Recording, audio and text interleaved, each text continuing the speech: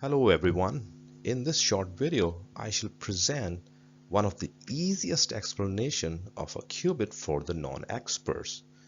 However, I shall assume that my audience is somewhat familiar with the basics of electrical and electronic circuits. Alright, so let us begin by an example of a classical LC oscillator circuit excited by a pulse of a short duration.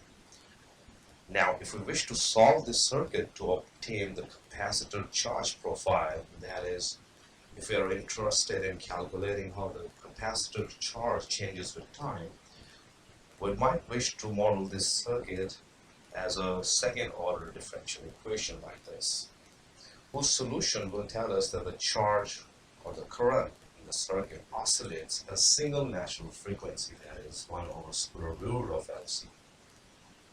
By contrast, we use Schrodinger's wave equation to model the quantum LC oscillator circuit, and it enables the circuit to oscillate potentially at a range of natural frequencies.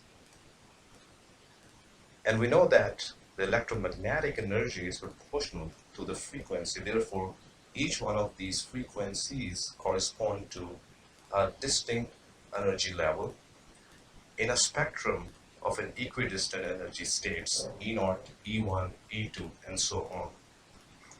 So to summarize, what we have just understood is that the classical LC oscillator circuit has a single solution for the charge profile, whereas the quantum version of the same circuit enables the circuit to oscillate at multiple frequencies, hence multiple solutions.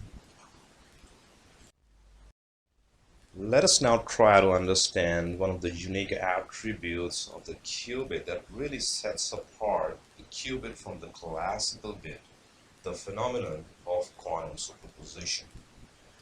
And we refer to the same LC oscillator circuit. If we assume that the circuit is initially oscillating with a frequency f0 corresponding to the energy level E0, excited by the pulse whose energy is delta E, where delta E is the energy gap between the adjacent energy states. Then we find the circuit next energy level to be E1 corresponding to the frequency F1. However, a more interesting scenario is the one in which the input pulse has energy that is a fraction of delta E, such as half of delta E.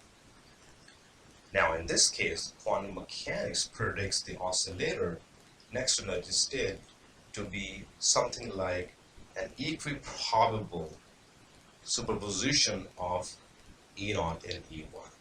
That is half of E0 and half of E1. And that's what we call the phenomenon of quantum superposition. But how can we make a more intuitive sense of the situation? You can relate the phenomenon of superposition with a superposition of waves. After all, the charge and the current that we described in the previous slide were in fact dictated by the Schrodinger's wave equation, so you can treat these electrical quantities to be a wave function of the Schrodinger's wave equation.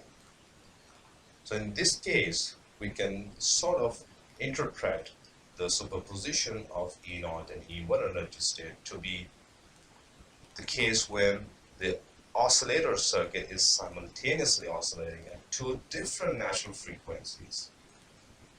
And so this diagram shows that we have one frequency corresponding to E0, the other one corresponding to E1.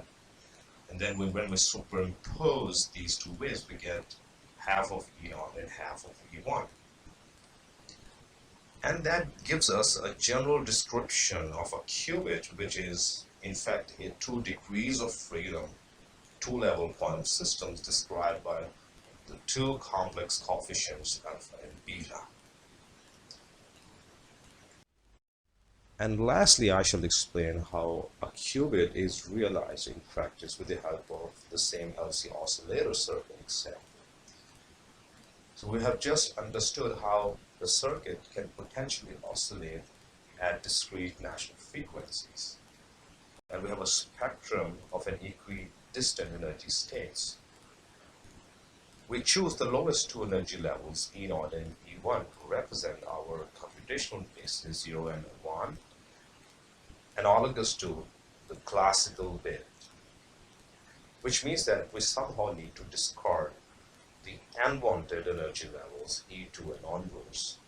And for that, one of the modifications to be made in the circuit is to introduce a nonlinearity so that the energy gaps are no longer distant. In fact, what we really want here is delta E1, which is the energy gap between E0 and E1, to be very different from the energy gap between E1 and E2. One of the famous realization of a qubit nowadays is superconducting quantum processing, which operates very close to 0 Kelvin. So that concludes my description of quantum bit. I hope you enjoyed this short description. And if you want to watch further videos, do not forget to subscribe to our channel. Thank you very much.